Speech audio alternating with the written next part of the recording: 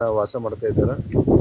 ಇದು ಸರ್ಕಾರಿ ಜಮೀನು ಇರುವುದರಿಂದ ಈಗಾಗಲೇ ಈ ಗೌರಿ ದಡ್ಡಿಯನ್ನು ಕಂದಾಯ ಉಪಗ್ರಾಮ ಮಾಡಬೇಕಂತೇಳಿ ಪ್ರಸ್ತಾವನೆಯನ್ನು ಮಾನ್ಯ ಜಿಲ್ಲಾಧಿಕಾರಿಗಳಿಗೆ ಸಲ್ಲಿಸಲಾಗಿದೆ. ಜಿಲ್ಲಾಧಿಕಾರಿಗಳ ಮುಖಾಂತರ ಸರ್ಕಾರಕ್ಕೆ ಹೋಗಿ ಕಂದಾಯ ಉಪಗ್ರಾಮ ಆದ ನಂತರ ಇಲ್ಲಿರತಕ್ಕಂಥ ಜನರಿಗೆ ಮೂಲಭೂತ ಸೌಕರ್ಯಗಳು ಕೊಡಲಿಕ್ಕೆ ಅವಕಾಶಗಳು ಇದೆ.